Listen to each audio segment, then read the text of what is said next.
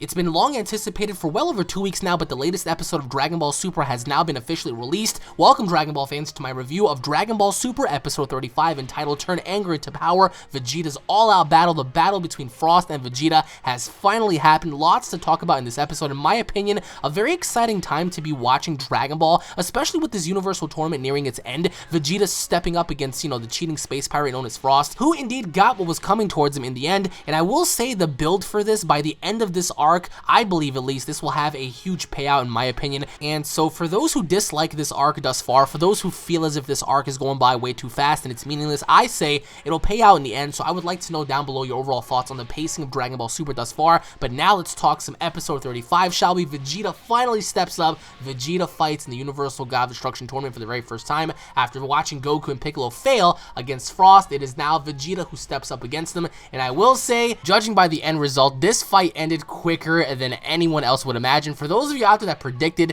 that Vegeta was gonna one-shot and completely one-punch man Saitama this dude, then you guys were right, because that's exactly what Vegeta did. A brief conversation, a brief moment of dialogue between Frost and Vegeta, which was very interesting, mind you, because prior to all of that even happening, Frost was demonstrating his poison, the toxic acid that was coming out of his arm, which looked very cool, especially when it touched the ground, because it melted right through. And it reminded me of Aliens, because in the movie Aliens, those aliens have toxic acid within their bodies, and if you cut them open, that green stuff would actually melt you and burn your skin off and stuff. And Vegeta was aware of this, and he didn't seem concerned at all, because the second they rung the bell, Vegeta transformed into a Super Saiyan and Frost charged him. Frost had so much confidence going into this, but the end result proved meaningless for Frost, because he got punched so hard by Vegeta in the stomach that literally he got sent flying through the dome. It was so funny because as badly as Goku was beating up Frost, he had Frost by the edge of the ring, his legs were all shaken up and stuff, but Vegeta, however, was able to punch Frost so hard that he went through the barrier, which is really, really cool. And so as he came back down, he hit the ground and he was literally knocked out. The referee had to check him just to see if he was alive. And it was such a surreal moment, because Vegeta, he was saying some stuff and then he just powered down, just back to base form, as Beerus was talking to Goku. And while they're talking, Beerus was inspecting Goku just to see if Frost indeed have cheated, and he did. I mean, he checked Goku's palm and there was like a slight little hole in his palm, and Beerus was very happy. Beerus was like, well, Champa, you see, as you can see, your fighter cheated, therefore I have to reinstate my fighter, therefore bringing them back. Goku is now reinstated in the tournament. He is back once again, and Champa didn't really seem to have that much of a concern, because as he glanced on over to Kabe, Magetta, and Hit, he didn't really seem all that shaken up.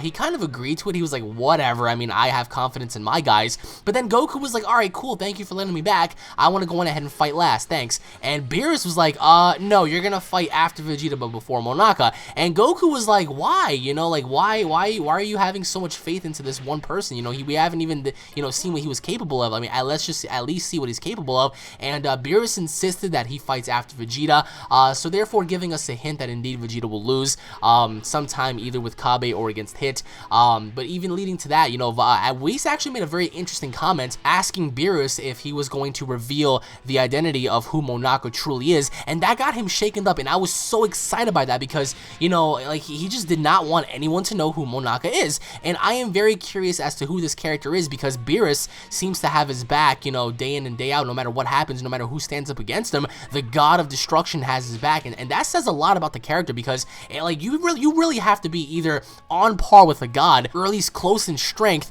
for someone like that to give you respect. And he was giving Monaka a lot of respect, even to the point where Goku approached Monaka to talk, and Beerus literally cut in front of him. He was like, no, you're not gonna talk to him, don't look at him, just ignore him, go back to your seat, sit down and wait for your turn. And Goku insisted, and Beerus slapped the crap out of Goku. He went down and he was like, what'd you do that for? But there's something about Monaka that we're not actually picking up here. Now the question to you guys is, do you guys believe that Monaka is indeed another god? Do you guys think that he's related to Beerus?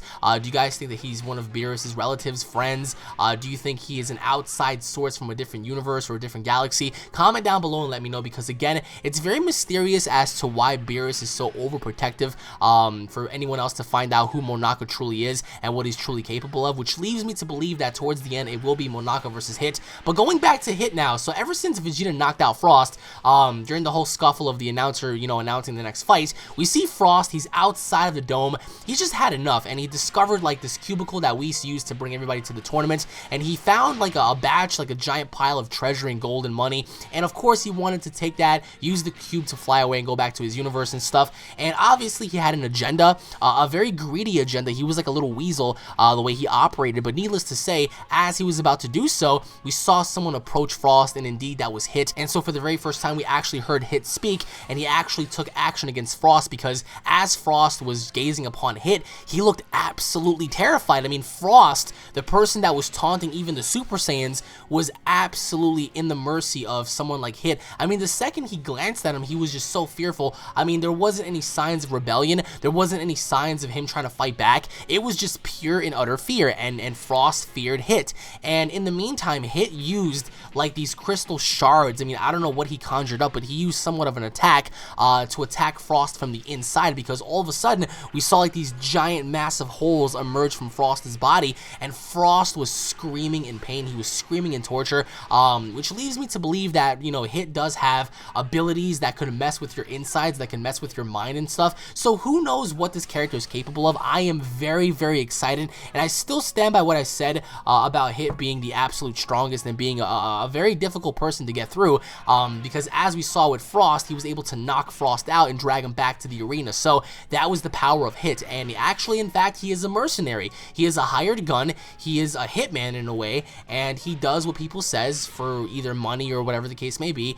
And Varus knows of this, and I do think Varus also has an agenda here that we're not clearly seeing. But needless to say, you know, Hit came along and he completely knocked out Frost. I mean, literally, he laid him out. And back towards the tournament side of things, we have Magetta stepping up, and Magetta looked very weird at first. And again, I am wrong about this character, because I actually judged him way too quickly than what I believed. But Super Saiyan Vegeta wasn't able to put a dent, no pun intended, into this character, because this character had unique abilities that allowed Vegeta to get pushed back, especially with the new barrier being implemented, because there was a new rule added to where if someone touches the new barrier added around the ring, you will automatically be disqualified and you will lose. So you know, Magetta was actually able to push Vegeta near that barrier, so that gives him a little bit of a difficult run, because, you know, they can't really do much as of this point because of the barrier and stuff. And so Magetta actually is a very cool character, because he drinks magma, he drinks lava.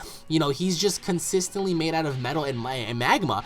And against Vegeta, you know, Vegeta was actually kicking his head in, and Magetta was able to literally just like punch his own head out of his body. I mean, it was really cool. It actually reminded me a lot of Majin Buu / Super Buu, because of the way he was beating his head, of the way he pulled his head out. It was really, really cool. So that was really interesting to see. And in next week's episode, we will see the finale between Vegeta and Magetta, I believe, because Vegeta is going to use the Final Flash. Yeah, I mean, the Final Flash hasn't been used in such a long time. I do believe roughly around the Cell Games arc. So now we have him using it again. Will it work? It's unknown as of this point. Whether or not he's going to become a god or not to use that against Magetta. But indeed, you know, Kabe will step up to the plate after Magetta, and I cannot wait to see that, because right now the lineup is going to be Magetta fights this week, and he's going to fight next week, setting up for the fight after with Kabe. So that's going to be really cool. The questions of the day, guys, are who is Monaka? What's his title? What's his status?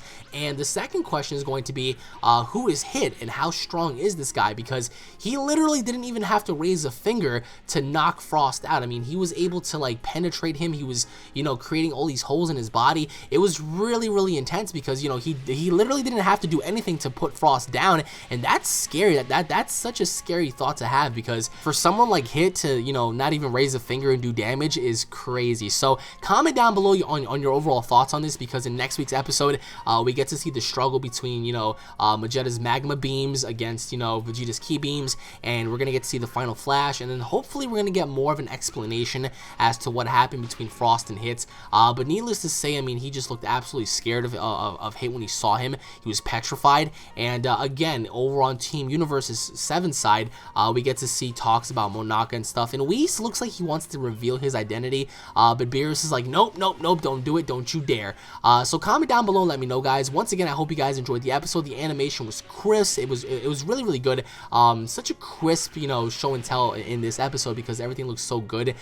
So again, they did a great job to build suspense, to build mystery like in the lore. So comment down below and let me know your overall thoughts on the episode, guys. Did you guys like it? Did you guys hate it? What are your overall thoughts on Vegeta versus Frost, Vegeta versus Magetta, and what are your overall thoughts on Frost encountering Hit? Is it too soon? Is it too early? Comment down below. Once again, guys, thank you all for watching. If you guys are Dragon Ball fans, don't forget to subscribe to my channel. That way you guys don't miss a single Dragon Ball episode and or update. If you guys enjoyed, if you guys cannot wait for the next episode, if you guys cannot wait to see what's going to happen, then smash that like button. Leave your overall thoughts down in the comment section below. Tune in for more, and I will be seeing each and every single one of you Super Saiyans in the next update. Tune in for more, guys. Peace out.